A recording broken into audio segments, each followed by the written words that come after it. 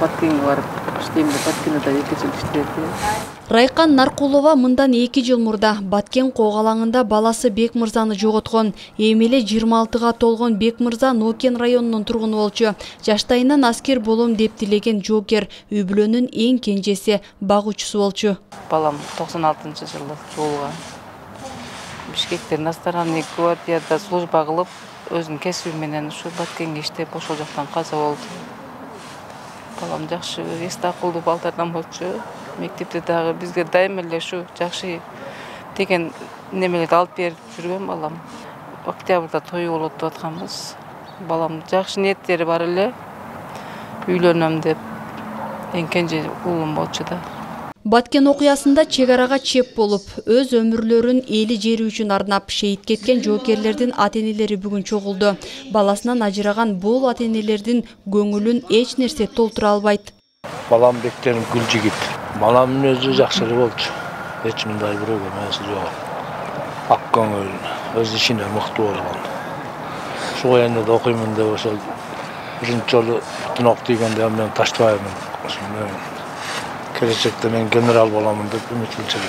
Балам 21-жылы 2020-жылы службага барып, 22-жылы сентябрда кызматын бүткөндө ушу Тажик согушуна когалаңында 16 сентябрда каза болуп калды. Балам ак көңүл, боорукер, жакшы болчу.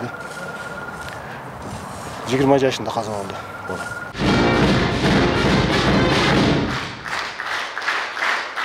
Мындай батырларды жарык дүйнөгө алып келип тарбиялагандарга канча колдоо көрсөтсө да жарашат. Бүгүн аларды эскерүү менен катар курман болгон 5 батырдын ата-энелерине Кыргыз Республикасынын жоокерлердин энелер комитетинин медалдары тапшырылды. Биздин шейит кеткен балдарды эскерүү иретинде ошолордун патриоттук сезим, ошол эле убакта биздин жоокерлердин патриоттук сезимин жогорулатууда, алардын антка бекем тургандыгы, ушу 1 метр жерде, 1 сантиметр жерди бербей ушу мекен үчүн, эл үчүн шейит кеткен балдарды эскерүү иретинде атайын өзүбүздүн медалыбыз бар, эне мээрими жана урматы деген.